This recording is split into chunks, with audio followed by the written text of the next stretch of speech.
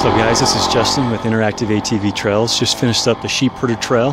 That's trail number 99 in Payson Canyon. It was a lot of fun. The lower half is pretty easy, but as you get closer to the top, about midway through, it starts to get really windy and narrow. And there are some pretty steep sections. There's one section in particular where there's a pretty large root section that's probably 6, 7, 8 inches high.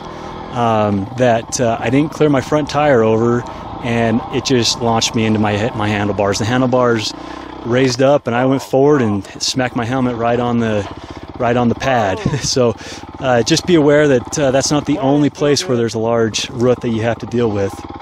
You also there's a lot of sections where it's pretty technical. It's pretty challenging to get over those roots. You just got to learn to keep that front tire light and put weight on that back tire so that it could get traction and go up and over that root, or else you're going to get hung up. As I mentioned, it's pretty tight and windy once you get past the midway point. Those really windy sections they're blind corners. It's either you've got a large tree blocking your view, or the grass has overgrown the trail, and oftentimes those winds are followed by a really sharp turn, not a switchback, fortunately, but just a sharp turn that often has a large rock or a root or some obstacle of some kind. There's one section where a tree has fallen down, and the workaround is not a good workaround. It pretty much cuts into the side of the hill, and it's really loose. So if you don't get momentum, you're going to lose all steam, and you're going to stall out, which is what happened to me. And I had to just kind of walk it up. I had to put weight on that back tire.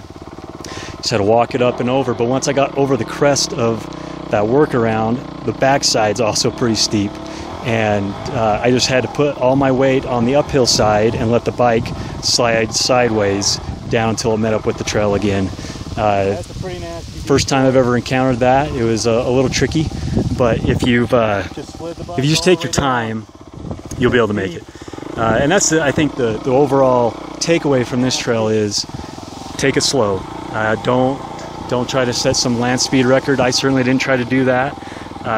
The couple times where I really got in trouble is where I was going too fast into a corner and wasn't in the right gear, and almost stalled out and lost momentum, and was almost in a little bit of trouble. So just take it real slow.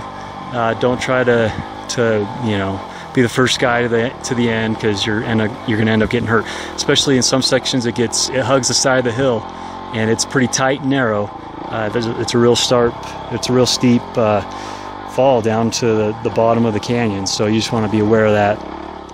Overall, I would say that Trail 99 is difficult just because that upper section is it's so narrow, and it's got some really steep sections that have roots and rocks, and I would just hate for a beginner to come up here and get stuck up on one of that. I will say, however, that if you're with somebody and you're just taking your time, a beginner with some help from an experienced rider could do this. It's probably a good trail for a beginner to kind of test their skills, to see if they've gone to that next level, that they've improved well enough that they can handle more technical riding.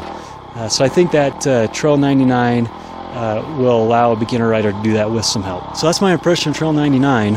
If you've ridden it before, please drop us a comment. Tell your other riders what you thought of the trail. You may disagree with us. It's just one man's opinion.